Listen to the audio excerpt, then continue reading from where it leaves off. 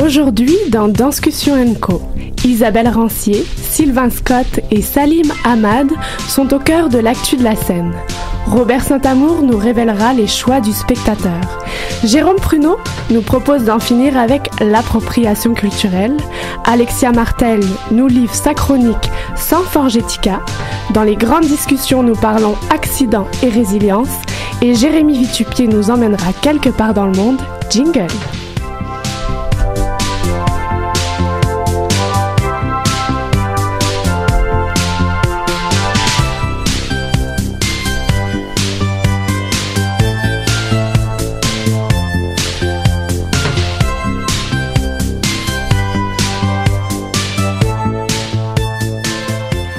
Bonjour à toutes et à tous et bienvenue à Danscussion & Co sur choc.ca. Tous les vendredis midi, Danscussion & Co décrypte pour vous l'actualité des arts de la scène, danse, arts et spectacles, société, culture, politique, musique, tout un programme.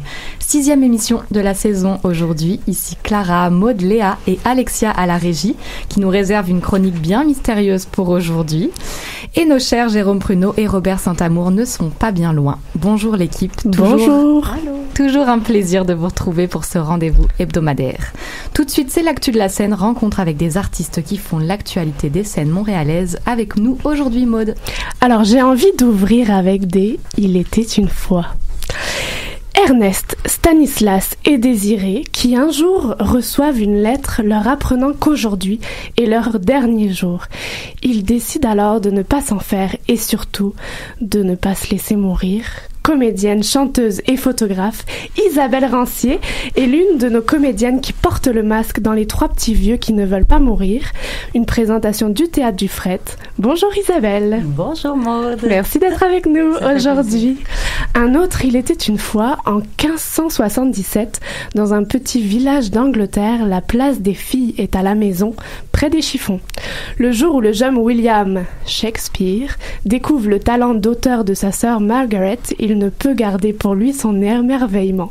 Sylvain Scott est le metteur en scène de I Am William, une pièce de théâtre musicale pour les 9 ans et plus, et est l'un des co-directeurs artistiques du Théâtre du Clou.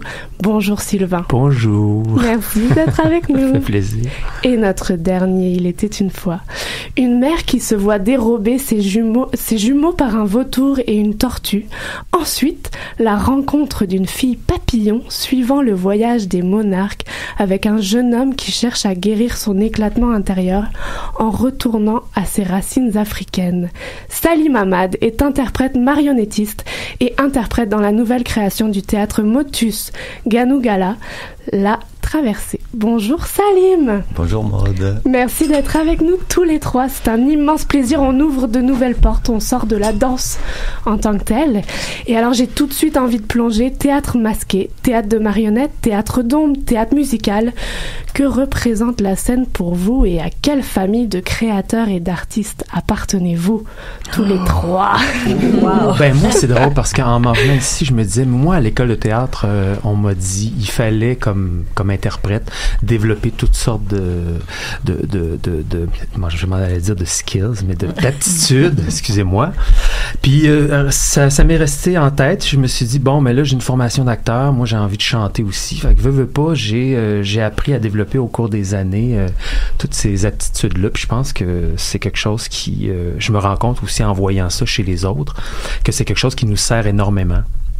Donc, moi, j'ai comme adopté dans mon travail d'explorer toutes sortes de voies.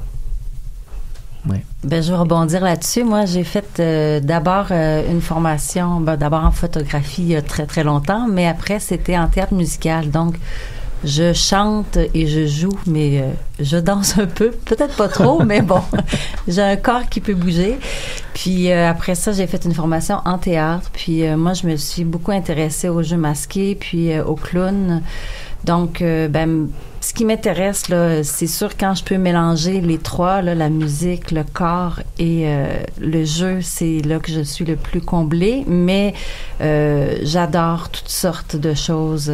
Théâtre expérimental, théâtre masqué, ça peut être des classiques.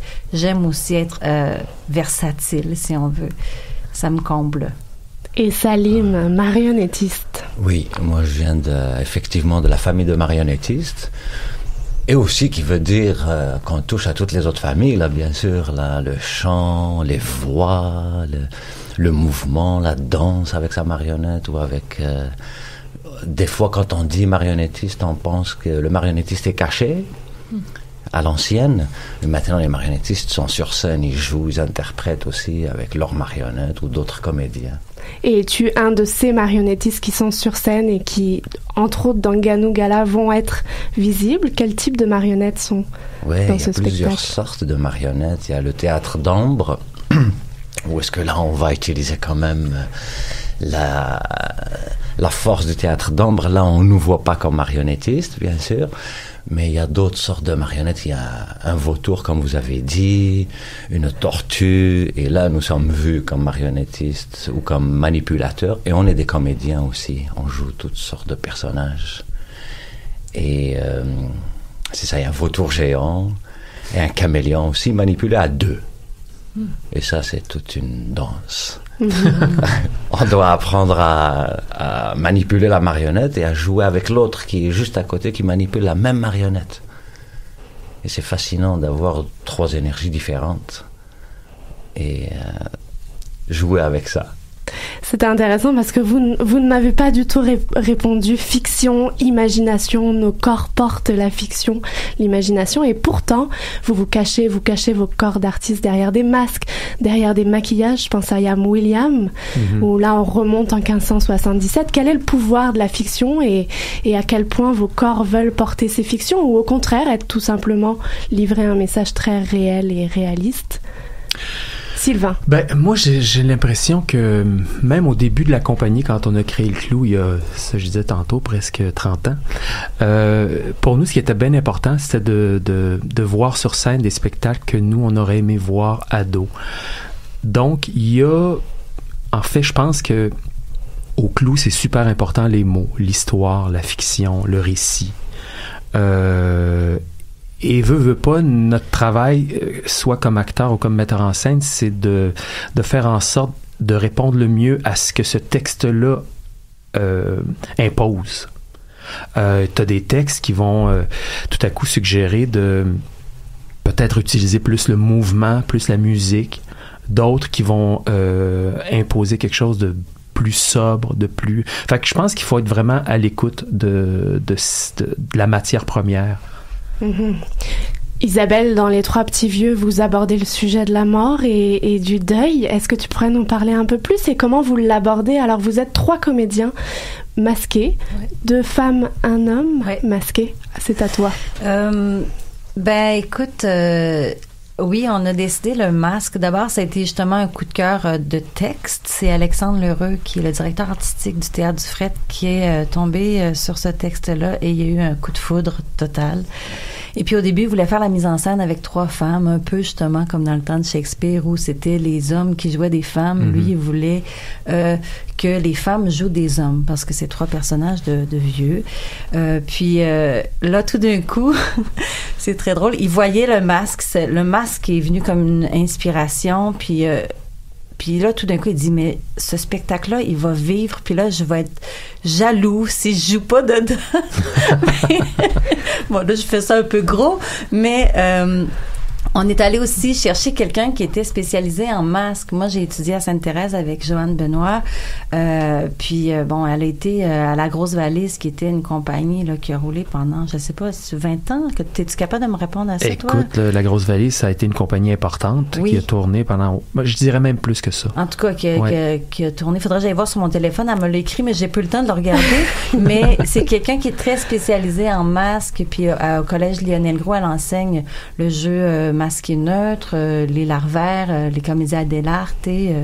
Puis moi, j'ai fait des stages aussi avec elle en formation continue à l'UDA.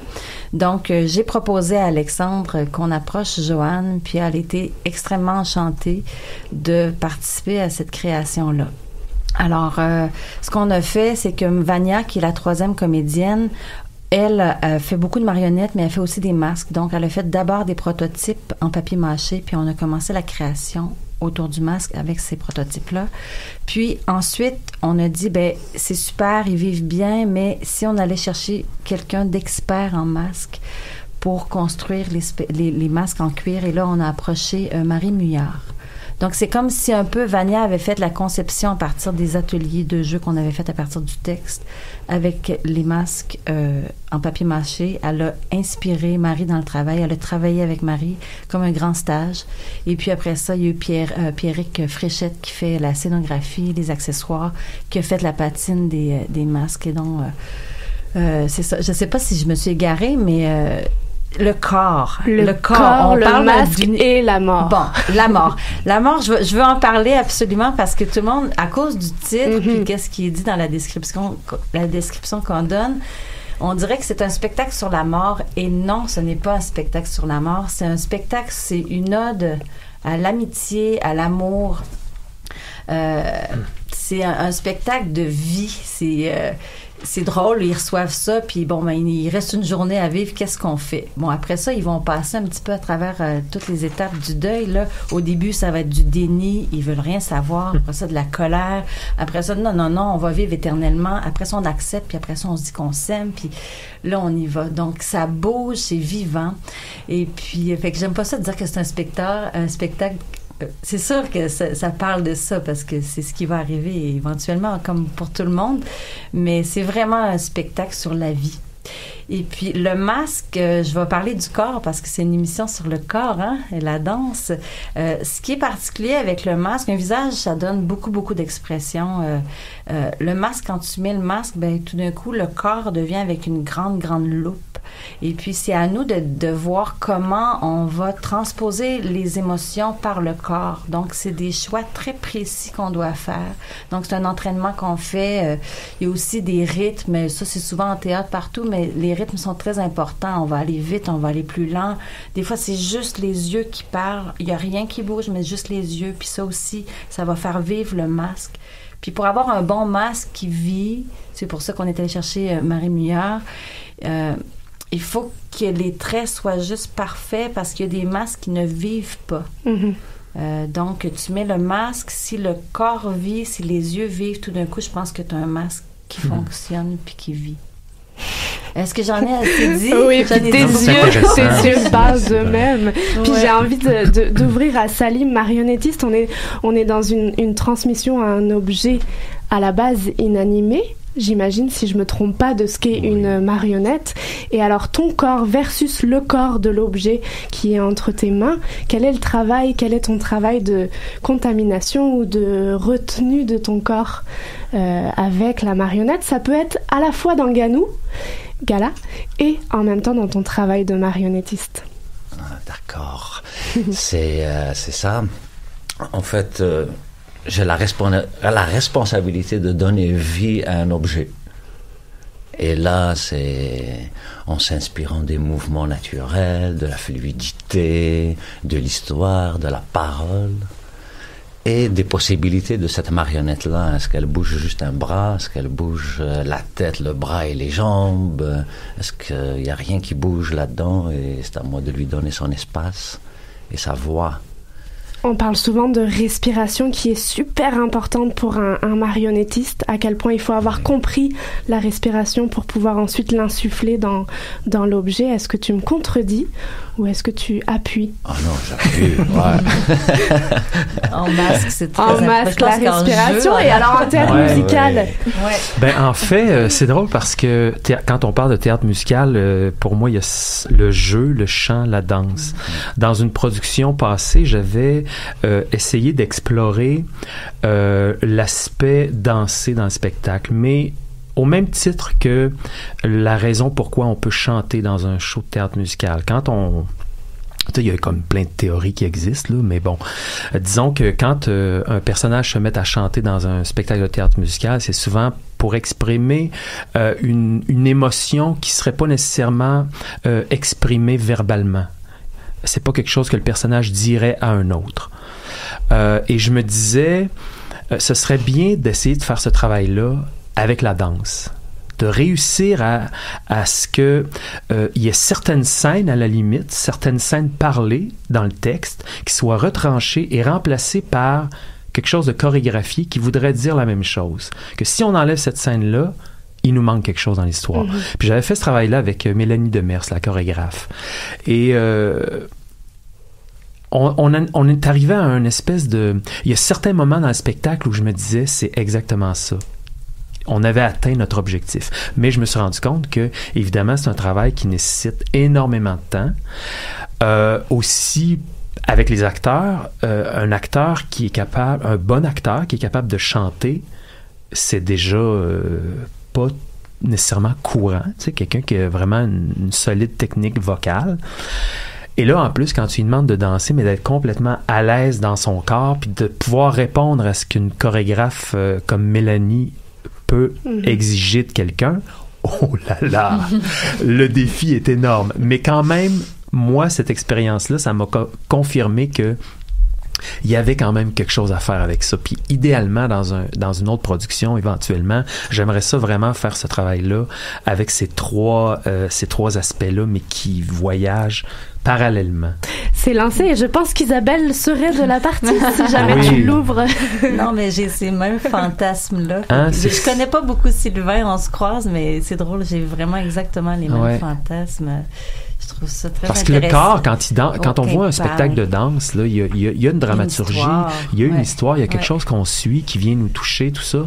Puis à un moment donné, tu fais, mais dans un show, pourquoi on pourrait pas mélanger, mais vraiment aller donner à l'aspect danse lui donner des mots. Mm-hmm. Parce que, évidemment, quand on pense théâtre musical, comédie musicale et mouvement, on fait plus l'association avec des gros numéros musicaux, puis Broadway, puis les claquettes, puis tout ça, ce qui est très bien, mais qui est pas la même chose, moi, avec laquelle j'avais réfléchi ce projet-là au départ. T'sais. Et dans I Am William, tu touches à toutes ces questions? Non. Non, pour la prochaine. Dans William, j'ai vraiment, on s'est vraiment concentré sur le texte et la musique pour vraiment pousser encore plus le pouvoir de la musique à l'intérieur du spectacle.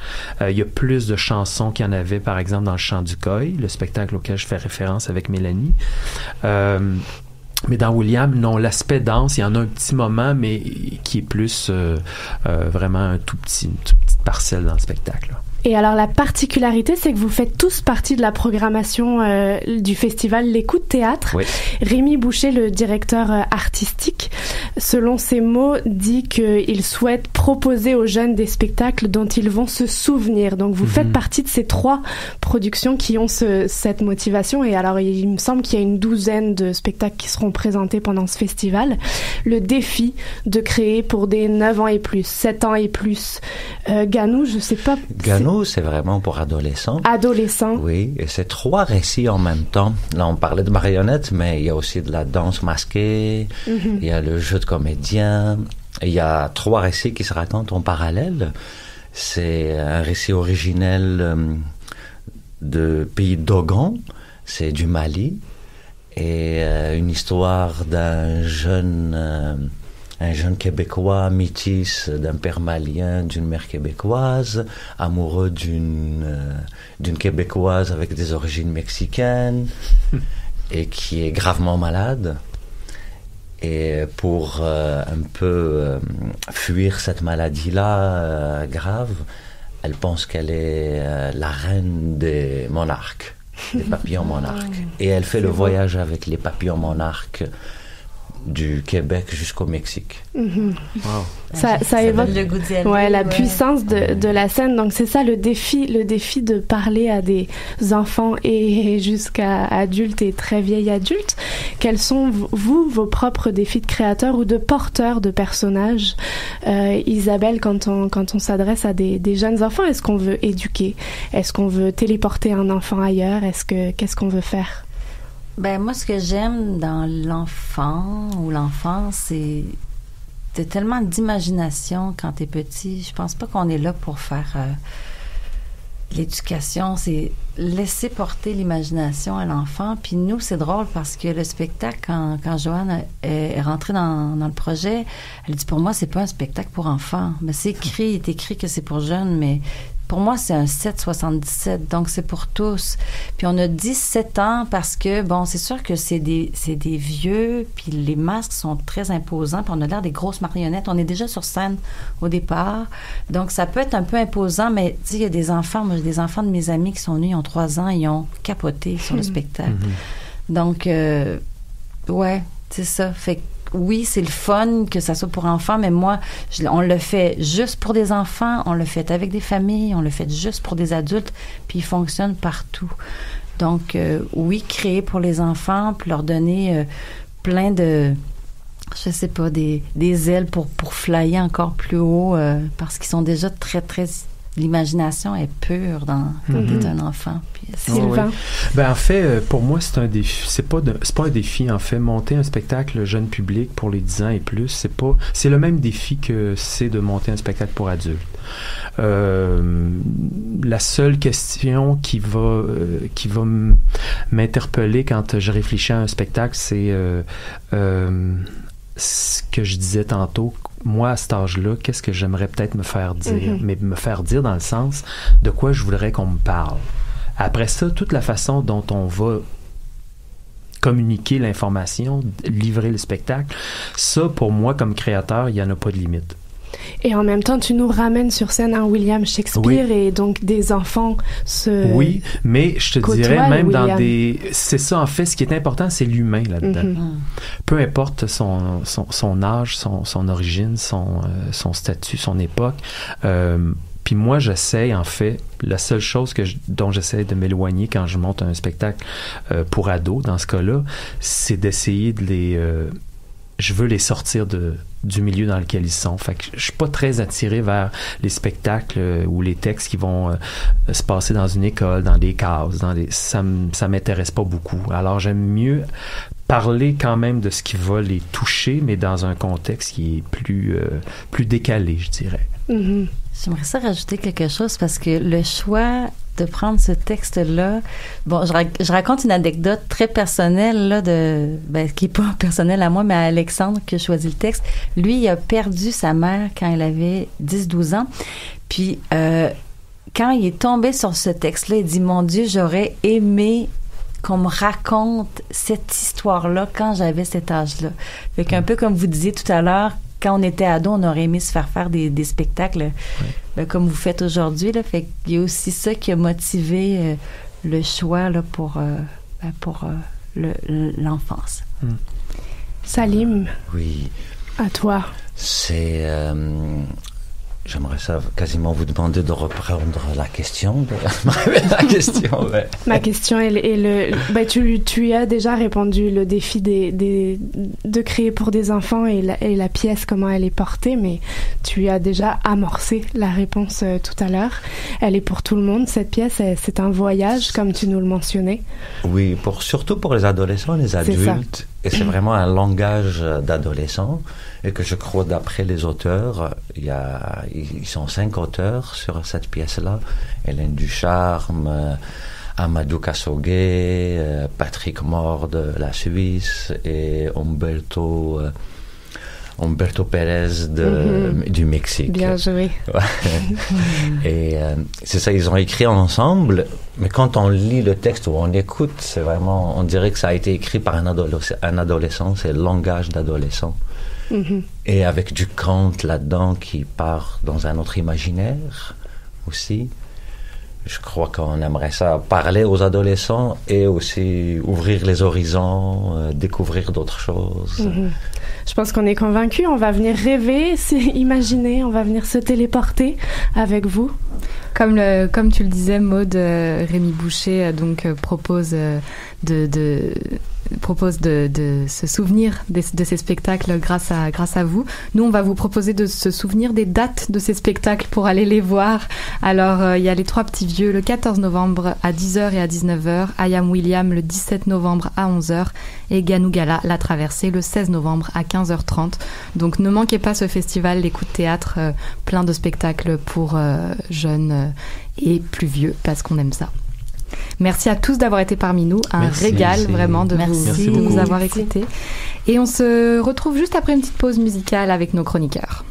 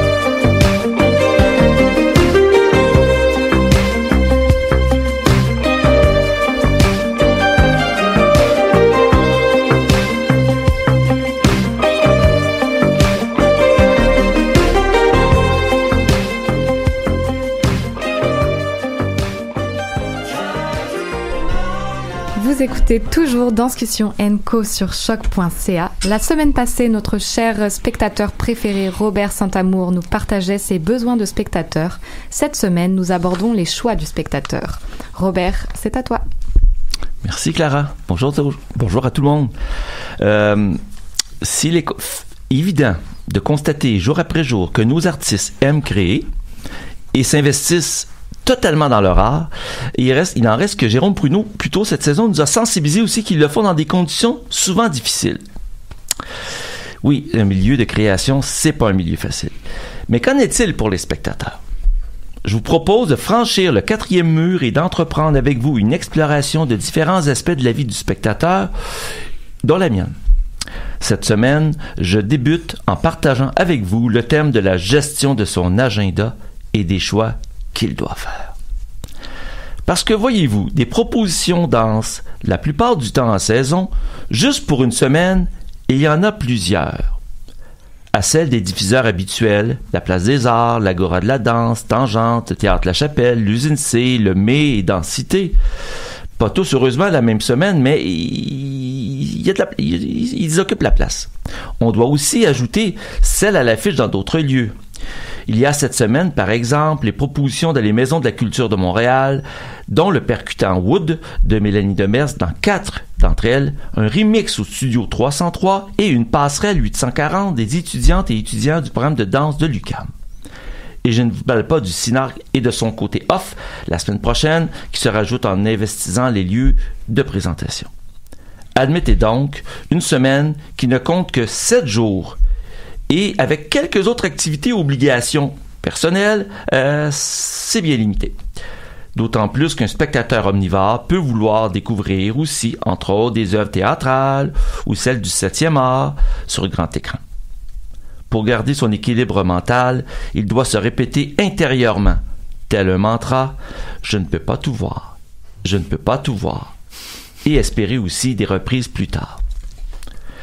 L'exercice de compléter son agenda peut donc s'avérer assez délicat, déprimant même. Parce que les diffuseurs ne dévoilent pas leur programmation au même moment et surtout ne semblent pas se concerter. Avec des semaines fort chargées et d'autres pas mal moins. D'autant plus que les œuvres sont à l'affiche que quelques soirs, sinon parfois un seul. Combien de fois un spectacle pris dans un abonnement, il y a longtemps, question de diminuer un peu les frais, vient piler sur les pieds d'un autre? Dur la vie d'un spectateur. Surtout si les différentes propositions offertes sont le fait de chorégraphes qu'il suit depuis un certain temps et de d'autres qu'il veut découvrir. Mais heureusement, une petite marge de manœuvre existe. Densité, par exemple, propose ses œuvres sur 2 semaines. Le Théâtre La Chapelle ouvre ses portes certains lundis soirs. L'Agora de la Danse présente le samedi en après-midi, tout comme Tangente le fait le dimanche après-midi. Autre choix qui se présente pour ce spectateur, celui de retourner découvrir une œuvre déjà vue. Pour ma part, cela m'arrive occasionnellement.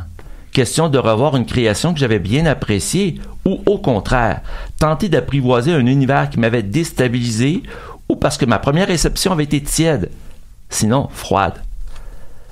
Parce que ma mère me répétait fort sagement « Robert, il faut apprendre à manger du brocoli ». De plus, revoir une œuvre est un rappel que la danse contemporaine est un art vivant, qui évolue, et que les chorégraphes le font, et que cela peut affecter aussi notre réception, la mienne aussi. À titre d'exemple, cet été, j'ai revu Parking de Milan Gervais. Je l'avais vu aussi l'été précédent. Si l'histoire présentée était la même, les interprètes aussi, le fait de la revoir dans un autre lieu, et que les personnages n'utilisent plus la cigarette, a modifié ma perception. Cet accessoire en apparence banal m'avait parfois distrait du propos principal de l'œuvre, pourtant très fort. Le message avait mieux passé cette fois, passé la 2e fois donc. Il y a aussi que revoir certaines œuvres permet d'en apprécier la finesse, l'effet de surprise étant passé.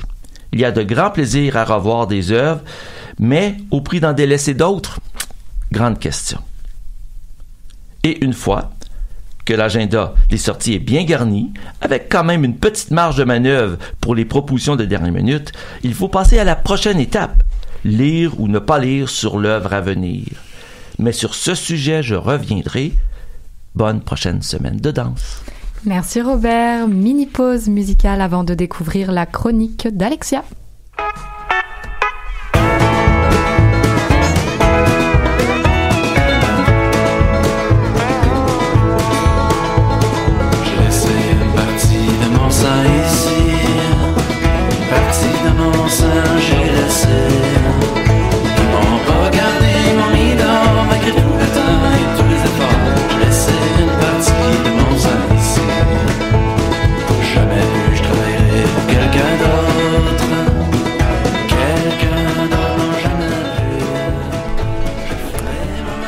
y a des yeux dans lesquels tu adores te plonger. Tu y ressors rarement indemne. À chaque fois que nous avons plongé dans les yeux d'Alexia, nous sommes ressortis le cerveau plein, les yeux lumineux. Il y a quelques semaines, elle nous faisait découvrir l'ASMR, puis elle effleurait la Renaissance. Aujourd'hui, celle qui, quand elle n'est pas sur scène, est avec nous en régie, nous offre une chronique. Alexia Martel nous a lancé ce mystérieux titre sans Forgetica. Alexia, la parole est à toi. Salut! Alors, cette semaine, ça a été un petit peu tough de faire un choix de sujet, je l'avoue. Puisque l'écriture et l'art radiophonique ne sont pas mon médium d'expression habituel, il me pogne toujours une petite angoisse du type « décaissez-moi parler dans 2 semaines », exactement à 14h le vendredi, et ça me lâche pas jusqu'à ce que je trouve. Et encore là, je doute du sujet jusqu'à la dernière syllabe prononcée de ma chronique. C'est l'histoire sans fin, que voulez-vous? Et comme les événements rocambolesques qui me sont arrivés ces derniers temps, je peux pas vous en parler encore, ça va venir. Il a fallu que je me creuse un petit peu le coco et je me suis donc mise à réfléchir sur certaines pistes que les shows que j'ai vus dernièrement m'avaient amenées. La mémoire, le vieillissement, la maladie, l'espoir, la persévérance. Ouais, je m'apprêtais à plonger dans la partie la plus creuse de la piscine quand, par un beau matin de pluie, de ce cher mois de novembre. Où je suis rendue dans ma mode profonde. Oui, bon, mois de novembre. Je fus remontée à la surface de toute réflexion profonde par un article de Radio-Canada qui voguait sur le long fleuve tranquille de mon fil d'actualité facebookien. Ça, c'était une phrase ben trop longue pour vous dire que je procrastinais sur Facebook au lieu de faire des recherches sur un sujet. Mais, ce qui est le fun avec cette perte de temps monumentale, hein, Jérôme, tu vas être d'accord avec moi sur la perte de temps, grâce à ça, je vais pouvoir vous jaser de ma nouvelle découverte qui va peut-être s'avérer d'une utilité incroyable dans vos vies. Car si je n'ai pas réussi à vous convertir aux vidéos ASMR, peut-être que cette semaine, it's the one. Puis, c'est aussi une bonne continuité de ma chronique d'il y a 2 semaines parce que je trouve que dans cette découverte-là, il y a l'amalgame entre le passé, le présent et le futur. C'est vrai, c'est quelque chose qui est utile quand vous êtes en train de faire quelque chose que l'humain fait depuis la nuit des temps.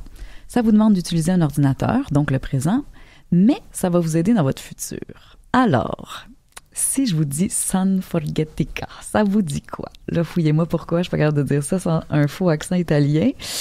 Donc, cette chose, San Forgetica, c'est une nouvelle police de caractère. Là, vous allez me dire, non mais Alexia, on s'en fout, il y en a à peu près 200-300 options dans vie, puis tout le monde tape sur Arial ou Time New Roman de toute façon, fait que who care? C'est parce que cette police-là est vraiment spéciale, les chums. San Forgetica a été développée par des étudiants et des chercheurs en design et en études comportementales de l'Institut Royal de Technologie de Melbourne, en Australie, pas dans le charmant village des Cantons de l'Est, là. Donc, cette nouvelle police de caractère nous aiderait à mieux se souvenir de ce qu'on lit. C'est-tu pas beau, ça? À la base, les recherches ont débuté pour aider les étudiants à mieux se rappeler de leurs notes de cours en période d'examen. Mais, en poursuivant les tests avec des cobayes, ça s'est avéré être fort utile aussi à des gens qui souffrent de troubles de la mémoire avec l'âge ou à d'autres qui sont en train d'apprendre une nouvelle langue. Bon, c'est quand même spécial comme police de caractère. Pour vous donner une idée visuelle, je vous la décrirais comme étant légèrement inclinée vers la gauche, d'environ 7-8 degrés, dépendamment de tes sources, et chaque lettre ou chiffre a l'air d'avoir été taillée dans un gruyère. Ça complique un petit peu la lecture, me direz-vous, mais c'est exactement ça le but. Vu les trous dans les lettres, le cerveau va produire naturellement un effort supplémentaire pour refermer les trous. Comme le cerveau ne fait pas les associations des lettres à donc des mots aussi rapidement que d'habitude, ça lui demande de prendre plus son temps pour lire, d'absorber l'information et donc de mieux s'en rappeler. Les chercheurs et étudiants de l'Institut Royal ont mis au point cette police grâce au principe de la psychologie cognitive et de la difficulté souhaitable. La docteure et conférencière en marketing comportemental, Jenneke Blige-Levens, qui a participé à la mise au point de cette police, explique de façon très simple la théorie de la difficulté souhaitable que je trouve fort intéressante. Et là, je vais me lancer dans une situation in English, soyez indulgents. Elle nous explique la difficulté souhaitable de cette façon. When we want to learn something and remember it, it's good to have a little bit of obstruction added to the learning process, because if something is too easy, it doesn't create a memory trace. If it's too difficult, it doesn't leave a memory trace either, so you need to look for that sweet spot. Le fait de se mettre des bâtons dans les roues stimulerait la mémoire de façon plus efficace. J'avoue que ça m'a fait spinner le cerveau un petit peu, ça. C'est quand même fascinant que l'humain fonctionne comme ça. Tu sais, si quelque chose est trop facile ou trop intense, ça crée pas de traces dans ta mémoire, ou presque pas. Je peux pas dire que je ne me reconnais pas là-dedans. C'est vrai, quand t'as travaillé vraiment fort pour arriver à quelque chose, on dirait que tu t'arrives à te souvenir des moindres détails de l'aventure, même des plus ridicules. Tandis que quand c'est quelque chose de vraiment trop rushant, des fois, c'est juste plus simple de l'oublier. Par contre, faut pas penser que ça va régler tous vos problèmes de mémoire. Là. Si t'arrives jamais à te souvenir de la date de fête de ta mère, t'es juste un enfant ingrat, t'as pas de problème de mémoire. Mais pour vrai, l'étude prouve que ça donne une amélioration de capacité mémorielle de 7% seulement. Donc, passez pas non plus lire une brique puis vous en souvenir au complet après. Ce serait plus un outil pour des petites notes ou de souvenir de la bio d'un ou d'une artiste qu'on a invité. Tu sais, des petites choses de même, là.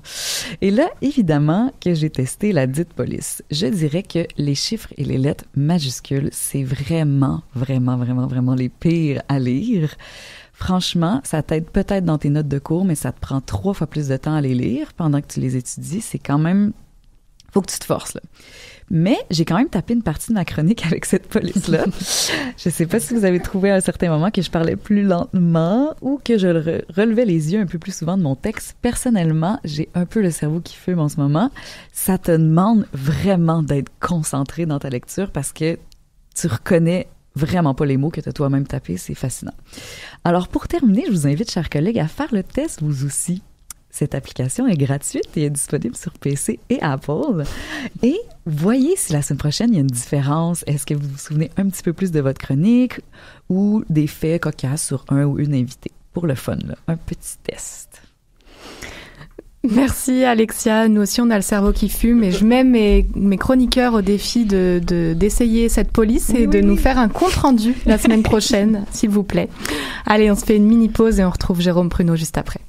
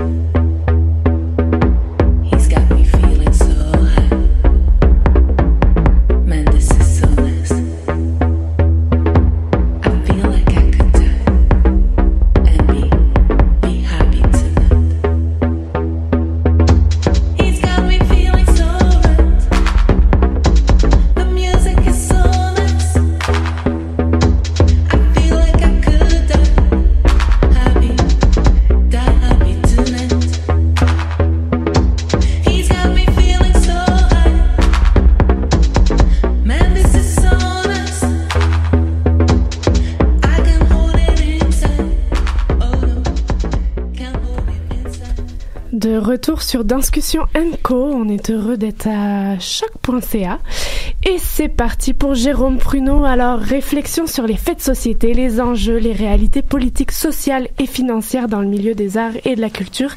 Qu'est-ce qui le préoccupe? Qu'est-ce qui nous préoccupe? Chaque semaine, Jérôme Pruneau décrypte un sujet de son choix dans sa chronique qu'il aime intitulée En eau vive. Et cette semaine, il nous propose pour en finir avec l'appropriation culturelle. Et alors, j'ai hâte d'entendre ça. Tes clés, Jérôme Pruneau, c'est à toi. Merci Maude. Je vais accepter l'idée que 7% de ceux qui nous écoutent ne mémorisent pas parce que j'ai pas fait de trou dans mon texte. Excuse-moi Alexia. Je vais voir ça pour dans 15 jours. Alors très chères auditrices et auditeurs de Discussion &Co, bienvenue à bord de mon kayak pour une descente en rapide qui m'amène aujourd'hui à en finir avec les eaux troublées et parfois nauséabondes du déferlement médiatique qui a eu lieu cet été dans les foulées de Slave et Kanata. Que n'ai-je pas lu comme propos horrifiants et détachés de toute nuance et de sensibilité Loin de toute compréhension du phénomène de l'appropriation culturelle surtout, où bon nombre de plumes ont noirci d'encre des papiers pour peu de choses, si ce n'est pour ajouter quelques huiles sur le feu. Certains ont même largement profité de leur statut de journaliste, et donc d'une tribune, pour enfiler les perles de l'agitation sociale en criant au loup d'une censure à une quelconque liberté d'expression que par ailleurs nous chérissons tous. Exagéré, je trouve.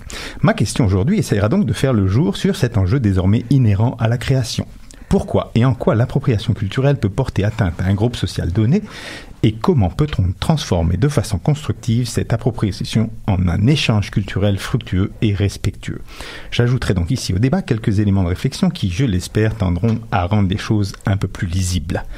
La première chose, quand on aborde la question de l'appropriation culturelle, c'est d'accepter l'idée qu'il y a toujours des éléments de contexte social précis en arrière-scène. Ici, au Québec, je pourrais en citer 3 rapidement. Premièrement, l'évidente sous-représentation des artistes dits de la diversité, qui est un élément de contexte. Deuxièmement, l'enjeu autour de ce que l'on montre dans l'espace public et de comment on le montre pour ne pas figer certains artistes dans cette case de l'autre. Vous savez, cet autre dont on a l'impression qu'il est toujours à côté de nous, mais jamais avec. Comme sur la scène multiculturelle des Franco, sur laquelle on boucle des artistes en musique du monde, comme un Ilham qui fait pourtant du blues, mais qui chante en Wolof, ou un Pierre Quenders à qui on attribue un prix musique du monde alors qu'il fait de la musique électro. Point commun de ces deux artistes, me direz-vous? Eh bien, ils sont noirs. Troisième élément de contexte, et non des moindres, la présence d'un racisme systémique, qu'on le veuille ou non, qui touche toutes les sphères de la société et auquel le milieu culturel n'échappe pas. Voilà pour le contexte. Alors maintenant, si on en vient à l'appropriation culturelle, il faut s'intéresser en premier lieu à la question de l'intention des créateurs, car la mauvaise intention est rare. Et je ne connais pas de créateurs ici à Montréal qui se lèvent un matin et qui se disent « Tiens, je vais faire un spectacle sur les Amérindiens ou sur la communauté afro-américaine juste pour les ridiculiser ou les humilier. » Non, franchement pas. Par contre, même s'il y a une bonne intention de mettre en avant une culture, l'appropriation culturelle peut quand même avoir lieu et blesser une communauté parce que la démarche artistique, au-delà de l'intention, n'est pas adaptée. Et une démarche inadéquate engendre 3 conséquences directes, sources de blessures. Premièrement, l'invisibilisation ou la substitution au sens où l'on va rendre invisibles les personnes concernées et déjà sous-représentées. Alors on pourrait imaginer 1 ou 2 questions à se poser pour éviter cette conséquence. Par exemple, le projet inclut-il des personnes concernées par l'histoire? Ces personnes sont-elles visibles ou bénéficient-elles de reconnaissance professionnelle, symbolique, en lien avec leur contribution? Si on reprend le cas de Slave, par exemple, ce spectacle était une occasion flagrante d'offrir une tribune et une voix à celles et ceux qui n'en ont que très peu, une opportunité de rendre hommage en faisant rayonner l'objet ou le sujet d'un tel hommage, à savoir spécifiquement la communauté afro-américaine, première victime de l'esclavage, ce qui était loin d'être le cas avec une distribution très blanche, chanteuse principale, metteur en scène et concepteur compris. La deuxième conséquence est celle de la dénaturation et de la dépossession au sens d'une histoire racontée souvent du point de vue majoritaire, où rares sont les occasions pour les groupes minoritaires d'exprimer leur point de vue. En effet, tout artiste crée à partir d'une certaine posture et en puisant dans un répertoire culturel spécifique qui n'est pas le sien, il doit prendre conscience de ce point de vue situé et de l'impact qu'il peut avoir sur la mémoire d'une communauté en créant une œuvre qui parle de cette communauté. Le créateur permet-il, dans ce cas, au point de vue minoritaire de s'exprimer? C'est l'exemple type du livre d'histoire de nos enfants, où le blanc conquérant qui arrive sur les terres de la Nouvelle-France se retrouve toujours sur les images un peu au-dessus des Indiens qui sont assis et lui debout.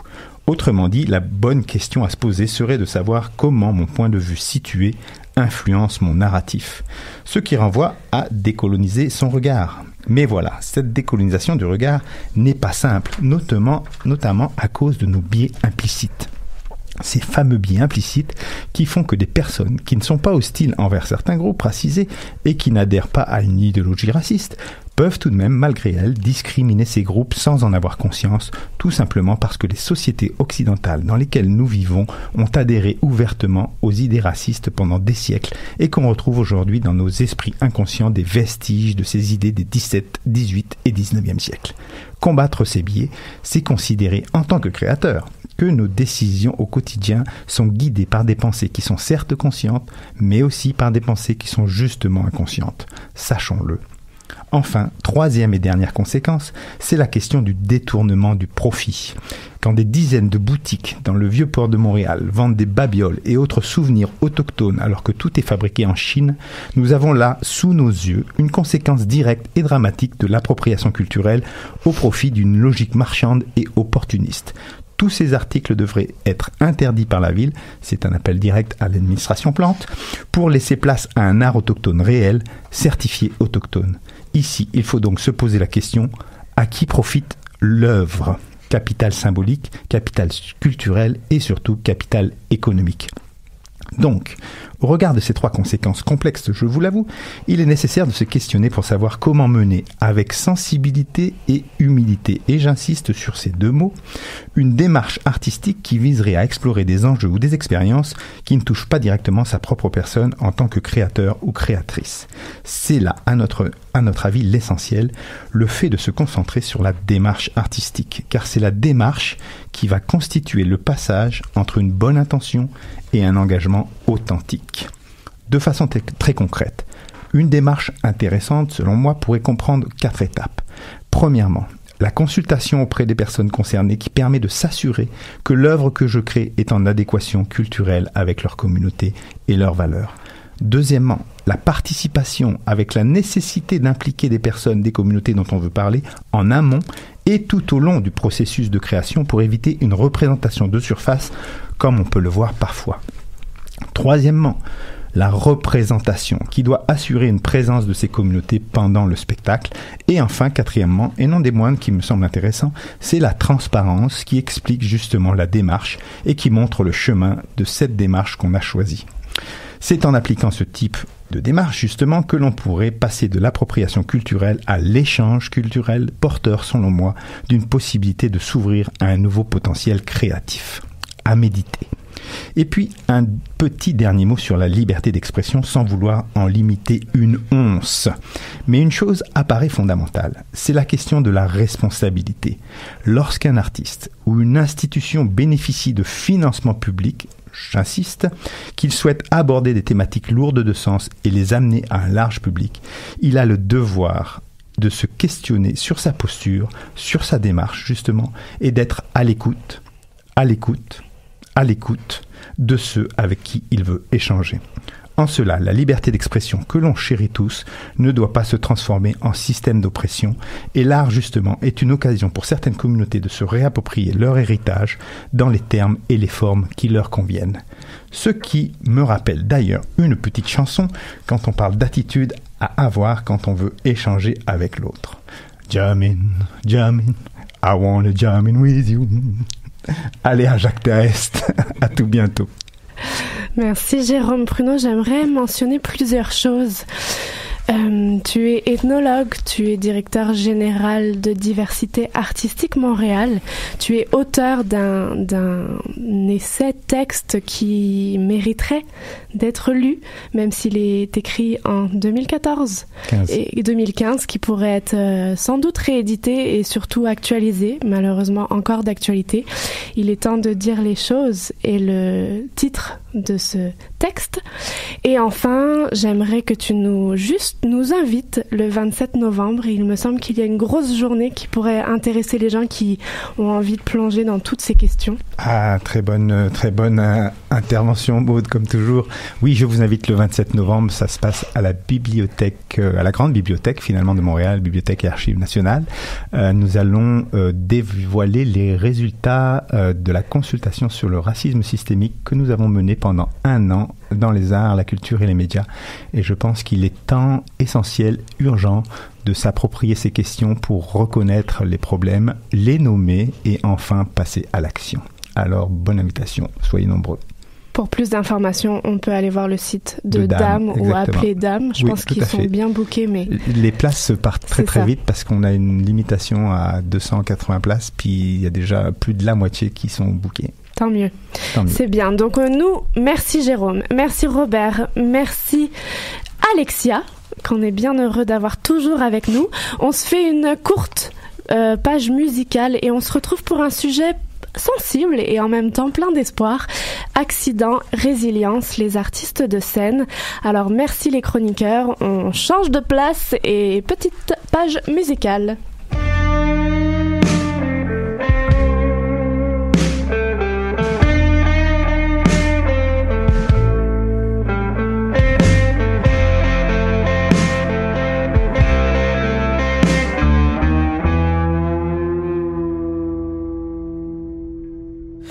Tentation te toucher sans raison, tentative d'étouffer le temps d'une chanson, les tourments qui me hantent, histoire d'épouvante, les trop grosses tempêtes qui me pourrissent la tête.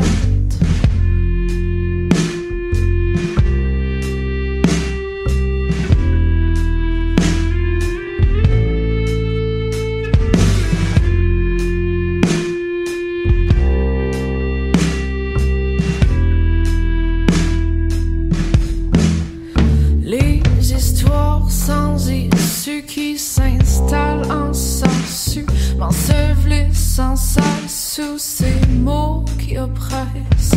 Trop grande violence, trop lourde balance, une odeur de démence. Qu'est-ce que t'en penses? J'ai le goût de rien, envie de tes mains sur mon corps, serre-moi fort.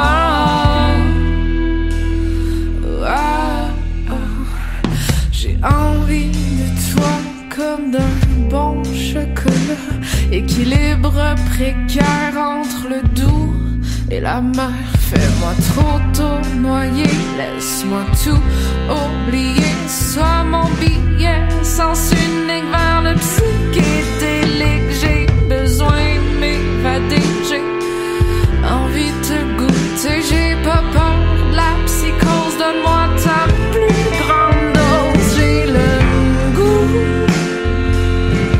de rien, envie de tes mains sur mon corps, serre-moi fort.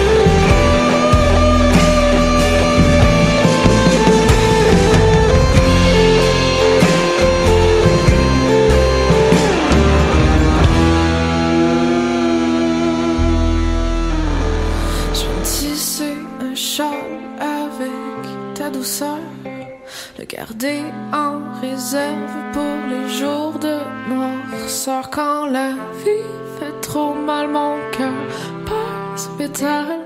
Je veux savoir que tes bras s'ouvriront juste pour moi.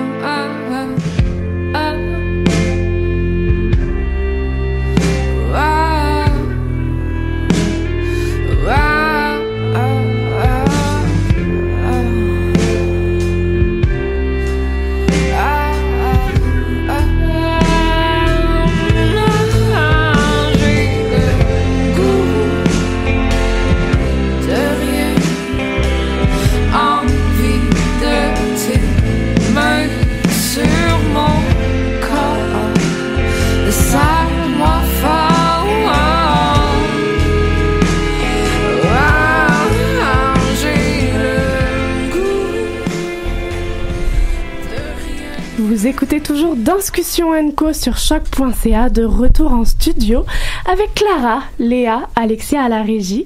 C'est l'heure des grandes discussions, une rencontre avec des acteurs culturels autour d'une thématique proposée.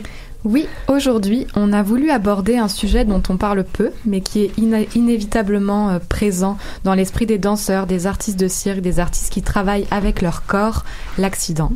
On a eu envie de donner la parole à des artistes qui l'ont vécu pour comprendre comment se passe l'après, pour parler de résilience aussi et surtout. Jeffrey Hall, Maxime Girard et Jacques Poulain-Denis sont avec nous. Merci à tous les trois d'être avec nous aujourd'hui. Bonjour. Et bonjour. Alors, Jacques Poulain-Denis, tu es magnifique voix. Oui. La voix sensuelle. Jacques Poulain-Denis, tu es un artisan des arts de la scène, compositeur, chorégraphe, metteur en scène et interprète. Tes projets brouillent les frontières entre danse, théâtre et musique. Tu es directeur artistique de la compagnie Grand Poney et on te connaît et reconnaît également dans les pièces de Mélanie Demers avec qui tu collabores régulièrement. Maxime Girard, tu es artiste de cirque. Tu as travaillé avec le Cirque Éloise, les 7 doigts de la main, le Cirque du Soleil. Et depuis plusieurs étés, tu diriges un spectacle cabaret de cirque. Tu récoltes des fonds pour la Fondation 33 que tu as créée en 2015 dans le but de venir en aide aux victimes de traumatisme de la moelle épinière. Et Jeff Hall, tu es chorégraphe, interprète, metteur en scène et directeur artistique de cirque depuis plus de 28 ans. Dans cinéma, cirque, théâtre, rien ni personne ne te résiste. Dans ta carrière, tu as collaboré entre autres avec Pierre-Paul Savoie, Carbone 14, Robert Lepage, Marie Brassard ou encore le Cirque du Soleil. En 2012, après 10 ans d'absence, tu as fait un retour à la scène avec la création et l'interprétation de la pièce Falling. On pourra en reparler. Un solo qui rend honneur à ton histoire. Alors, vous avez tous les trois connu on peut dire un tournant, un accident dans vos vies. Si vous êtes d'accord, vous pourriez peut-être commencer par nous dire de quoi il s'agit. Alors, je regarde Jeff, il est juste en face de moi. Oh boy. Salut, Jeff. Ouvrons la porte. C'est Jeff, le patate est chaud, je lance. Tu peux lancer la patate chaude après. Donc, dis-moi, qu'est-ce que tu veux... Alors, où est-ce que je veux commencer? Ouais, je veux juste savoir quel a été pour toi l'accident qui a fait que ta vie a Ouais, accident comme tel, c'était une chute de 5 mètres dans une répétition avec le grand metteur en scène Robert Lepage. C'est le spectacle Zulu Time. Et c'est une mousqueton qui ne tient pas. C'était mal attaché finalement. Et donc, je sautais dans une petite répétition d'un numéro qui s'appelle Tango. Donc, on danse avec nos têtes en bas. Se tient par une harnais, une sling et tout ça. On se posait des marcher avec nos pieds, da-da-da. Sauf que moi, j'ai juste sauté, puis pouf, j'arrive au plateforme métal à 5 mètres. Et voilà. Et voilà quoi, Jeff? Oh, excusez-moi. Et voilà, on parle de... C'est quelque chose parce qu'on ne sait pas nécessairement quand tu fais une chute de vraiment de ça qui se passe là. Mais après quelques années, je viens de comprendre tout là. J'arrive directement sur mes épaules. Moi, je pense que j'arrive sur mon dos. Mais j'arrive sur mes épaules, puis j'ai mon L1 était complètement écrasé. Mais ça n'existe plus. Puis mon lapinée était écrasé à 90%. Donc, pour le médecin, la règle pour eux, quand tu vois une moelle épinée écrasée plus que 50%, c'est clair que la personne ne va jamais marcher. Mm-hmm. C'est ça que j'ai attendu après que je commence à marcher. Et je pense que j'ai juste la chance que je suis sur mes 2 pattes, à part mais 2 autres choses que je vais donner dans mon côté, c'est une chose, on est des artistes de mouvement, donc on comprend bien comment de réagir avec un corps différemment que quelqu'un qui était, comme on dit en anglais, a weekend warrior, quelqu'un qui fait juste un sport. On travaille toujours avec notre corps, donc on est plus une capacité d'avancer plus A dans le delà, puis B dans la conception d'imagination de marcher, mettons, ou de bouger différemment. C'est comme ça que j'ai appris. Je travaille beaucoup avec mon imaginaire, mon mémoire d'arrive sur mes 2 pattes. Et c'est ça. Donc, quelques bonnes choses sur mon côté et une bonne... Voilà. Merci, Jeff. C'est beau. C'est cool, là. C'est cool. C'était plus long que ça dans la vraie vie. Oui, malheureusement, on imagine. Jacques? Oui. Moi, mon récit, c'est j'avais terminé le cégep en danse, un programme en danse, puis j'allais commencer un nouveau programme à Toronto dans une école là-bas qui s'appelle le School of Transgender Theatre. Et je faisais du pouce le vendredi avant que l'école commence, le lundi qui suivait. Puis c'était aussi simple que la voiture qui m'a ramassé. On roulait depuis peut-être une dizaine de minutes sur l'autoroute en quittant Montréal vers Toronto, puis la voiture a eu un accident. J'ai pas vraiment de souvenir de l'impact comme tel, ma mémoire a effacé ces moments-là parce qu'en fait j'étais conscient, je répondais à l'ambulancier et tout ça, mais je me souviens pas exactement. Mes premiers souvenirs ils remontent à quelques jours après quand j'étais à l'hôpital dans la chambre d'hôpital. Puis là, l'infirmière me le répète parce que je pense qu'elle m'avait dit à tous les jours là qu'est-ce qui se passait, que j'avais un accident, puis j'avais perdu mon pied. Donc à l'impact, ça avait été un accident assez brutal. La voiture a été totalement détruite, puis je me suis retrouvé sous la voiture. Ça a été pas mal de chirurgie de toutes sortes. Puis le bout de l'histoire, c'est que j'ai donc eu une prothèse pour mon pied droit qui remplace mon pied droit. Puis peut-être une année de thérapie, réadaptation, tout ça. Évidemment, j'ai jamais... Mon projet d'aller à Toronto pour faire mes études, lui, a pris le bar. Mon parcours a totalement changé après ça. Je suis allé plutôt vers le théâtre, un peu vers la musique, mais aussi vers la danse. Peut-être un an après mon accident, 1 an et demi, j'étais déménagé en Californie, puis j'ai repris la danse avec une compagnie de danse à San Francisco qui s'appelle Axis, qui travaille avec des danseurs qui ont des handicaps et d'autres qui n'ont pas de handicap, un peu comme Corpuscule ici à Montréal, de la danse intégrée. Puis par la suite, j'ai commencé à travailler avec d'autres compagnies aussi, puis faire mon propre travail finalement. Puis récemment, À te regarder, ils s'habitueront, et était au Katsu, puis c'est les premières images de ton corps qui étaient présentées aux côtés de Angie Cheng, mis en scène par Mélanie Demers, et voilà, nous, ça nous a allumé aussi à ce moment-là. On reviendra à cette présentation. Maxime, ouais. Eh bien, dans le fond, moi, excusez-moi, mon Dieu, vous parlez d'une belle voix, c'est sûrement pas la mienne. Oh, bah si, justement, elle est bien profonde comme on aime. Max. Ouais, c'est ça. C'est sensuel. Donc oui, c'est ça. Ben, moi, j'étais un artiste de cirque. J'ai étudié à l'École nationale de cirque de Montréal. Puis ensuite, comme vous avez dit plus tôt, j'ai travaillé pour les compagnies de cirque qu'on connaît. Et puis, en 2013, j'étais au Moyen-Orient en train de performer pour une compagnie québécoise un peu plus petite. Et c'était en plein spectacle. Dans le fond, c'était en power track, donc une longue trampoline. Et puis, tout simplement, je me suis perdu et j'ai... manquer de hauteur dans un mouvement, donc tout simplement la tête n'a pas passé, donc je t'atterris comme prévu sur le matelas, mais pas dans la bonne position, donc je t'atterris et puis là ça a été aussi simple que ça, tout s'est arrêté. J'étais conscient, mais le corps ne bougeait tout simplement plus, donc suite à ça là, les ambulanciers m'ont emmené, et après ça, bon là, j'ai un blackout, j'ai été 2 semaines dans un coma artificiel, puis quand je me suis réveillé, eh bien voilà, le corps ne suivait plus, donc moi j'étais au Moyen-Orient, donc ça a été assez une histoire quasiment de film à tout simplement attendre des nouvelles de la CSST pour être rapatrié en avion et tout ça. Donc ça s'est fait sur un délai peut-être d'1 mois.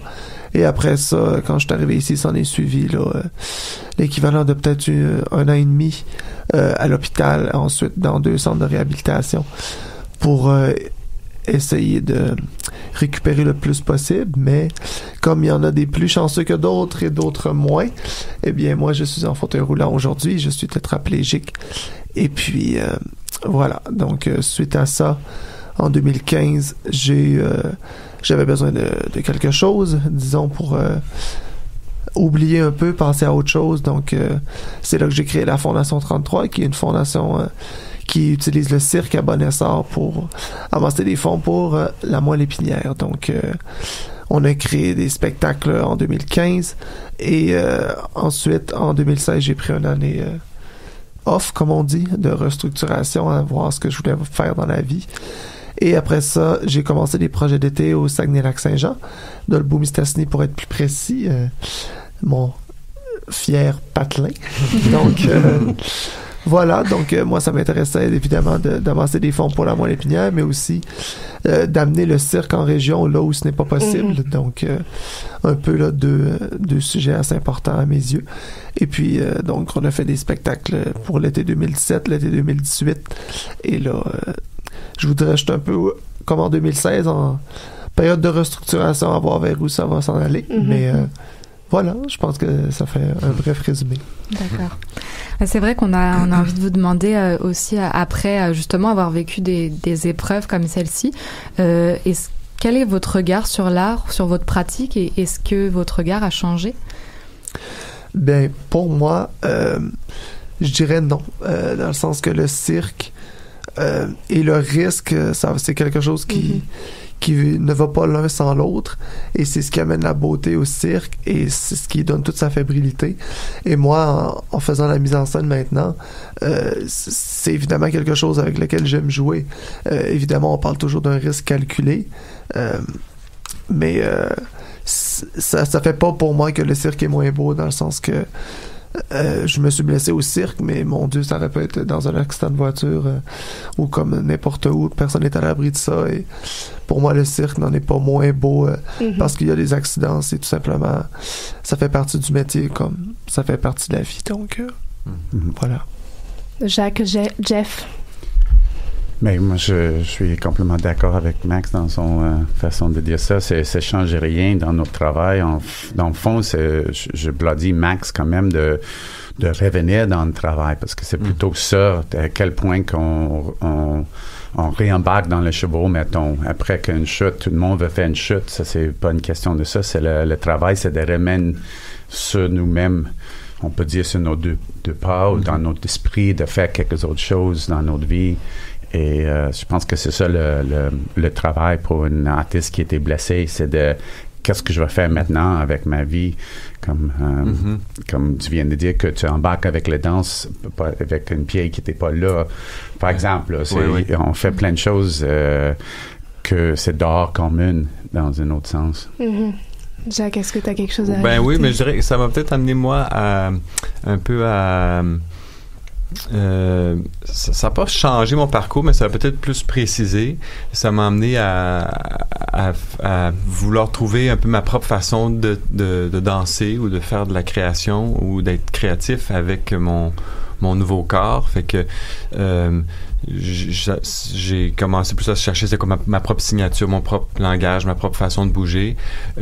Puis jusque-là, en danse, en tout cas, il y a vraiment en cirque, c'est peut-être un peu moins le cas, mais en danse, il y a beaucoup le répertoire, puis la démarche, c'est beaucoup d'apprendre le rôle ou des rôles qui existent, ou de intégrer une compagnie, puis adopter un peu le style de cette compagnie-là, ou quand tu es interprète au service d'une œuvre ou d'une compagnie. Puis là, moi, il y a plusieurs portes qui se sont fermées à partir du moment où j'avais eu mon accident. Alors, il a fallu que j'en ouvre d'autres, puis ça m'a amené donc à chercher ce que moi j'avais à dire avec ce corps-là, finalement. C'est vraiment vrai ce que tu dis, parce que pour moi aussi, dans le fond, ça l'a vraiment défini qu'est-ce que je veux dire dans les spectacles que je crée. Ouais. Donc, nécessairement, quand quelque chose change notre vie comme ça, ben, ça resserre assez notre démarche artistique, à savoir, comme tu dis, là, de quoi on veut parler. Et quand on se blesse en tant qu'artiste, qu'est-ce qui vous manque le plus? Je voudrais savoir. C'est une blessure qui peut durer 1 mois, 1 an ou beaucoup plus, évidemment. Qu'est-ce qui vous a manqué le plus, ou qu'est-ce que c'est ça? Est-ce que ça serait la performance, l'entraînement, le public, les shows? Mais il manque le plus. Je pense que la chose que tu faut passer au travers, c'est de rendre compte que tu n'es pas le même corps qu'avant. Premièrement, il faut que tu acceptes où est-ce que tu es avec les moyens que tu as eu. Donc, on est tous... c'est encore une autre chose. J'ai des amis qui arrivent. « Oh, j'ai une mal de dos hier. » Puis « Oh, je peux pas dire ça, toi, Jeff. Excuse. » Non, dis ça que tu veux. Tout le monde a le chose. Évidemment, il y a certains qui c'est plus grave que l'autre, mais on a tous besoin de passer au travers de quelque chose. Mais justement, pour nous, c'est une question de réaliser, ça, c'est le corps que j'ai eu et comment que je vais crier avec. Parce que la mémoire était toujours, la vision était toujours, la capacité de parler pour nous autres, par exemple, était toujours. Peut-être quelqu'un d'autre va perdre une voix, mettons, que c'est un autre type de blessure. Il faut communiquer de toute façon. Et voilà. Oh, juste une autre chose que je trouve, c'est drôle, parce que tu mentionnais que t'es en danse, puis moi, au début, j'étais pas en sucre. C'est le sucre qui m'amène après mon accident. Et je trouve vraiment weird de travailler avec le trapèze ou quoi. Je suis en train de, chaque fois que quelqu'un tombe, tu regardes, OK, on fait ça encore. Tu as besoin de regarder loin de ça parce que à un moment donné, tu passes au travers de ta chute que tu viens de faire. Encore, oui, OK, répète ça encore une autre fois. Mais tu veux rien savoir avec les gens qui tombent comme ça en avant les yeux chaque fois. Ben, après 2000 chutes, parce que les artistes font pas mal de chutes dans la vie, tu commences à accepter ça. Ben ouais, c'est ironique, là, en tant qu'artiste, combien de nous sont tombés dans toutes les façons pas possibles, puis que les gens, tu dis, mon Dieu, cette personne-là ne va jamais se relever. Et comme si de rien n'était, voilà. Et c'est drôle, comme moi, c'était un peu l'inverse, tu sais, c'est comme, c'est arrivé, tu fais, OK, bon, il est tombé, tu sais, ça va. Mais, tu sais, je me suis pas relevé, donc on peut pas savoir, mais oui, c'est tout le temps... On dirait qu'il y a comme une naïveté sous-jacente, mais qui est super belle dans ces prises de risque, autant comme danseur, autant comme acrobate. Est-ce que c'est une méséducation? Est-ce que c'est quelque chose qu'on ne vous conscientise pas à ces accidents, ou à ces risques, en tout cas, qui sont présents dans les milieux artistiques? Oui, Jacques. Je pense que... en fait, c'est drôle parce que j'allais un peu répondre à la question précédente. Qu'est-ce qui m'a manqué? Ce qui m'a manqué, moi, puis ça rebondit à ce que tu poses comme question, c'est qu'il m'a manqué un peu des role models ou des exemples de danseurs ou de professionnels qui avaient la même ou un parcours similaire au mien, ou dans mon cas, c'est des danseurs amputés. Est-ce que ça existe?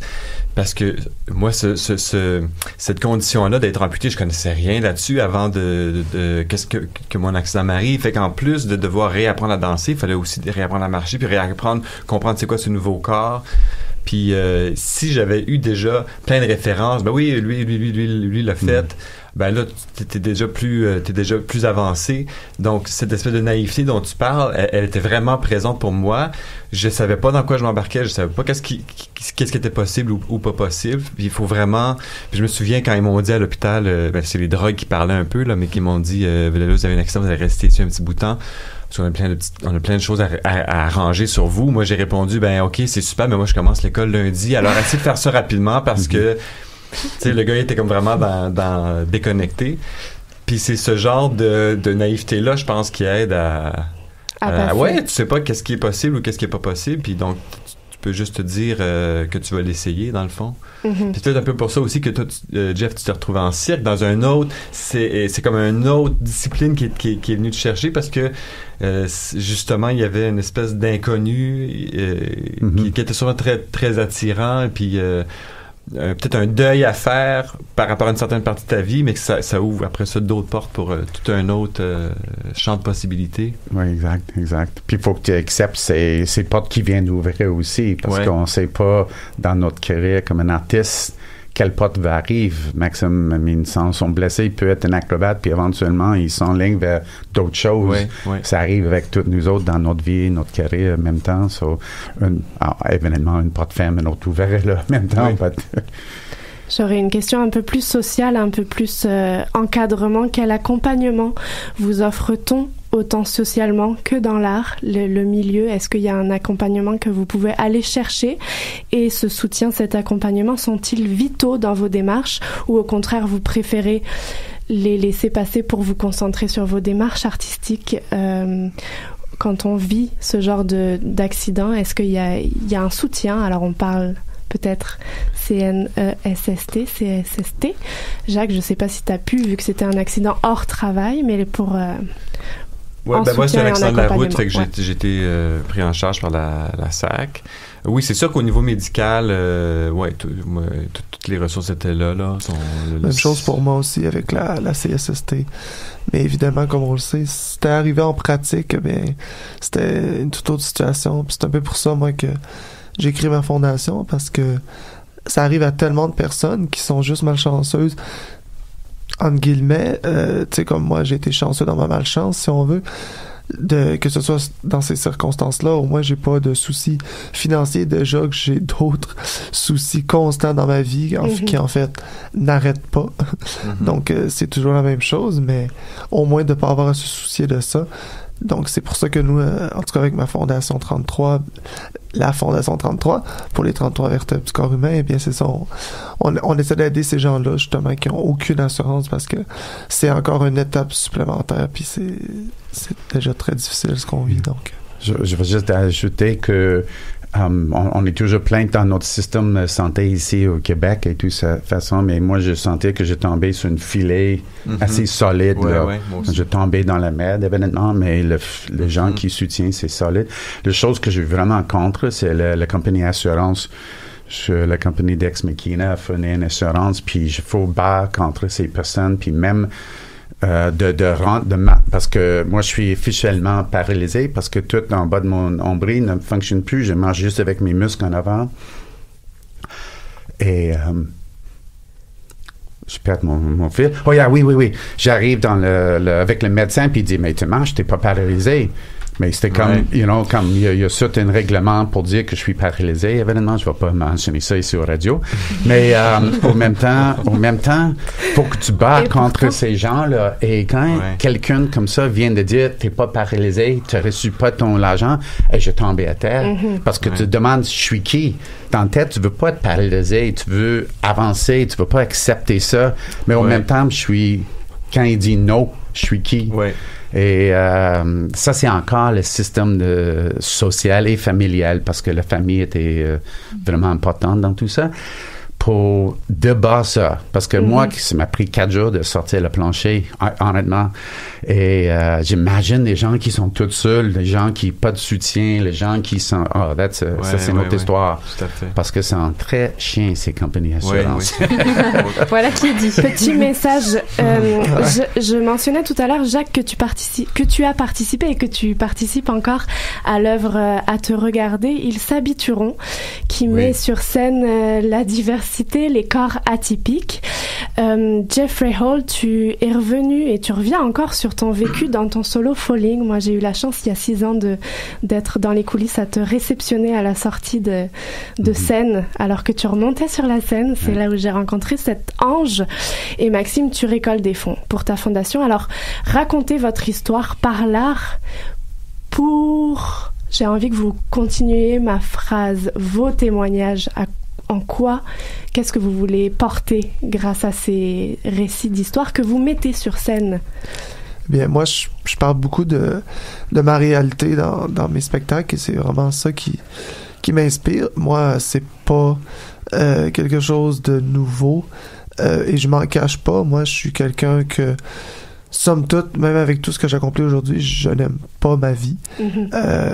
Et c'est toujours un choix qui est un peu difficile à accepter, mais moi, d'être ici, disons que ça me plaît vraiment pas. Je fais du mieux avec ce que j'ai, mais évidemment, c'est ce qui m'a donné un filon pour parler de suicide, parce que moi, les idées suicidaires et tout ça, j'ai déjà fait une tentative, etc. Donc, c'est vraiment quelque chose qui fait partie intégrante de mon quotidien. Donc moi, dans mes spectacles, écoutez, j'ai fait un premier spectacle en parlant du suicide, j'en ai fait un deuxième en parlant du suicide assisté. Donc vous pouvez comprendre que c'est quelque chose qui me nourrit énormément et je sais que parler de suicide, c'est souvent quelque chose de très négatif, mais moi, à mes yeux, c'est quelque chose de très positif. Ça m'aide à aller de l'avant, de penser comme ça et de penser que j'ai peut-être un certain contrôle sur ma vie. Donc voilà, moi je parle de ça dans mes spectacles, ça me drive et je me verrais pas faire des spectacles qui parlent d'autre chose. Ok, donc on est pour conscientiser vraiment à ces thématiques. On parlait de mort en première partie avec des petits vieux aussi, donc tout est possible, Max. Jacques, tu mets ton corps atypique aussi sur scène dans ce projet. Oui, je l'ai fait dans d'autres projets aussi, mais c'est drôle, j'ai eu un peu une résistance à parler de mon handicap dans mon travail pendant longtemps. C'est peut-être dernièrement que je l'accepte plus, même si je veux dire, je faisais des spectacles où j'enlevais ma prothèse il y a 10 ans sur scène, fait que ça faisait partie aussi de ma chorégraphie, mais on dirait que je ne voulais pas faire de l'art sur ce sujet-là.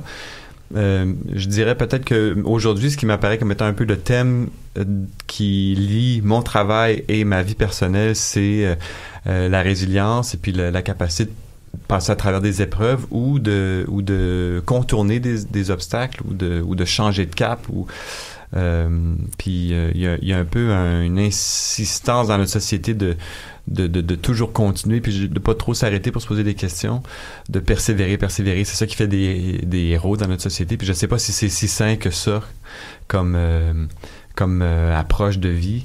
Je pense aussi que des fois ça prend un petit réveil puis un petit temps d'arrêt pour se poser des questions, réévaluer puis se repositionner. Mm-hmm. Mais je comprends ce que tu veux dire aussi parce que tu sais, bon, moi j'ai parlé de ça, mais dans mes spectacles, c'est des sujets qui sont assez tu sais, je dirais c'est beaucoup dans le sous-texte. Tu sais, c'est pas nécessairement. Tu sais, mon spectacle ne se veut pas être. Ok, c'est un spectacle qui parle du suicide, donc ou du suicide assisté. Donc c'est plutôt moi. Ce qui m'intéresse dans cette démarche-là, c'est plutôt, en fait, moi je vois un peu un culte à ma vie d'avant et c'est vraiment ça qui me fait triper. Donc mes spectacles sont beaucoup à cette image, mais à un certain moment donné ou à un autre, là j'aime ça frapper avec une image assez marquante puis faire comme ok, tout vient de péter, on sait pas de où ça arrive et pourquoi, mais comme c'est ça, puis c'est comme ça dans la vie. Fait que tu sais, il y a aussi un désir de vouloir parler de ces sujets si sensibles, mais aussi moi ce que j'aime dans mes spectacles, c'est mettre tellement de joie, de sensualité, de bonheur, de rire, parce que j'en manque tellement dans ma vie. Donc c'est vraiment aussi autant de vouloir parler de ma douleur, mais aussi un moyen de s'émanciper puis de juste comme retourner dans ma vie d'avant. Et Jeff, pour toi, avec Falling, cette démarche de remonter sur scène? Je pense que c'est comme les autres deux gars que je viens de dire, c'est l'existence, dans le fond. C'est vraiment une... moi, je voulais pas nécessairement parler de ça, mais j'ai Philip Spora puis Marlene Miller qui me demandent de faire un petit film, puis je jouais avec plein de choses, puis ils viennent de dire pourquoi pas avec le chute. Ça m'a choqué de embarquer là-dedans. Mais après une petite 5 minutes, une tentative de ça, c'est avec le spectacle qu'ils viennent de voir. Et c'est Marc Bellin, quand même, dans ça, qui, quand je commence à parler de ça, une blague, il dit « Jeff, faut que tu parles de ça, faut que tu parles de ça. » Et Marc Bellin m'a vraiment poussé dans ce sens d'allonger le sujet plus que je voulais faire. Ça a l'air qu'il y a des gens autour de moi qui continuent de dire « Besoin de parler de ça, tu as besoin de parler de ça. » Donc, je me trouve dedans. Mais quand même, quand tu fais un spectacle comme Falling, qui était, comme Max vient de dire, c'est très drôle au début. J'ai mon rire pas mal. C'est ça que j'ai entendu quand j'étais sur stage. Je pense qu'il rit avec moi, pas à moi. Mais à la fin, tu as entendu beaucoup de gens qui arrivent avec cette look dans les yeux, avec la capacité d'arriver sur de donner un petit peu de... Je sais pas, c'est quand même uplifting dans un bon sens. Même si on parle de ça, c'est pas nécessairement, comme je viens de dire avant, là, de tomber. C'est une question de comment qu'on va remonter. Merci. J'ai juste envie de vous dire merci pour ce partage. C'était vraiment super de vous avoir tous les trois avec nous aujourd'hui. Ça passe vraiment vite et c'est déjà le temps de se quitter. On va conclure puis lancer le balado. Ouais, on peut juste mentionner que cette émission a été beaucoup inspirée de ce qui va se passer la semaine prochaine, le 17 novembre. La troupe internationale Il Abilities est formée de 8 danseurs aux capacités différentes. Leur slogan, pas d'excuses, pas de limites. Et Il Abilities célèbre son 10e anniversaire par un événement de danse urbaine inclusive avec les grands ballets.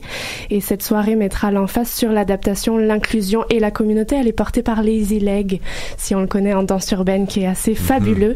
Donc merci à tous les trois d'avoir été avec nous. Vous avez pris la parole 20 minutes et on espère que ça va continuer et que ça va conscientiser un peu hors les murs. On conclut, nous. On conclut et on lance Jérémy. Alors... comment conclure après tout ça? On peut juste conclure que la semaine prochaine, Sinar oblige, que quand les salles seront pleines à craquer d'artistes et de talents, que les festivals s'enchevêtreront et se contamineront, que les spectacles ne sauront plus où donner de la tête, bien, où serez-vous, vous? Pour ma part, j'irai applaudir les Tentacle Tribe, Daniele, Finzi, Pasca, et j'irai à la rencontre des 3 petits vieux qui ne veulent pas mourir, et vous. Et je vous inviterai à commencer votre fin de semaine en signant le pacte pour la transition écologique. Nous sommes plus de 500 aujourd'hui à avoir signé pour dire que nous nous engageons à notre échelle humaine à faire notre possible pour réduire notre empreinte carbone, notre gaspillage et notre production de déchets. Je sais qu'on est plusieurs autour de la table à l'avoir signé. Et vous? Ouais. Et on sera à la marche pour la planète demain aussi à 14h. Effectivement. Et donc la semaine prochaine, Sinar oblige, on prend une pause. Ouais, on se donne rendez-vous le 23 novembre. Merci à tous nos invités, merci à nos collaborateurs et chroniqueurs du jour. Merci à nos auditeurs. Vous écoutez Danscussion & Co sur choc.ca. On va vous souhaiter une belle fin de semaine, puis on va lancer le petit Jérémy Vitupier, qui est artiste de cirque, clown et comédien, en tournée à travers le monde. Pour nous, chaque vendredi, il jongle avec les mots. Tout de suite, c'est le balado de Jérémy. Aujourd'hui, il nous emmène au fin fond de nous-mêmes. On écoute Rappelle-toi la peur. Dis-moi, tu t'en souviens? Je suis enfermé dans ma chambre, celle de Montréal, cette pièce sombre qui me protège du bruit ambiant et de la lumière du jour. Ici, je n'ai pas à faire face aux besoins de productivité ou à la pression sociale. Dans le noir de ma chambre, encadré des murs de mon appartement, je n'ai pas peur et je me forge une identité virtuelle que je choisis, ou en tout cas que j'ai l'impression de choisir.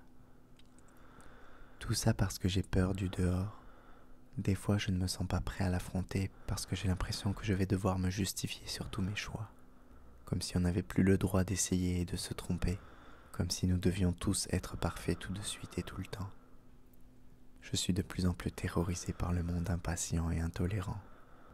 J'ai l'impression que c'est de pire en pire à chaque fois que je rentre de voyage, quand ma tête n'est plus occupée par 1000 projets et que j'entraperçois la machine qui essaye de m'avaler. J'ai peur ici, alors que je n'ai pas peur quand en Turquie, un étranger m'amène en pleine nuit en taxi dans le désert pour aller y passer la nuit avec des amis à lui. J'ai peur en passant le seuil de ma chambre, mais pas en entrant dans une école gardée par des milices hautement armées, en plein cœur de la plus grande favela du Brésil à Rio de Janeiro. Sans me l'avouer, j'ai peur de sortir de chez moi et je nourris le temps d'images qui défilent et de séries télé. On devrait plus nous apprendre à gérer nos peurs, au moins en nous expliquant ce que c'est. Je ne suis pas un expert pour la décrire, même si pour la ressentir je suis relativement calé. Tu te souviens de la peur, de la grosse frayeur ou de la petite inquiétude? Celle qui par exemple te fait hésiter avant de demander quelque chose à quelqu'un, ou celle qui te ronge l'estomac avant de prendre une décision ou de commencer quelque chose de nouveau. Il y a la peur d'être bête, la peur d'être en retard, la peur des autres, la peur d'être seul. Il y en a une infinité qui peut-être nous raconte une même histoire. C'est l'histoire d'une société qui nous enferme collectivement dans des peurs individuelles, en faisant de nous des profils aux identités figées. Mais la peur invite à une transformation, et ne sommes-nous pas des êtres fondamentalement changeants? Peut-être qu'il est plus que temps de se saisir de ce changement et de sortir pour de bon de sa chambre. Alors, toutes les semaines, j'en traverse le seuil pour aller à la rencontre d'un toi qui m'écoute.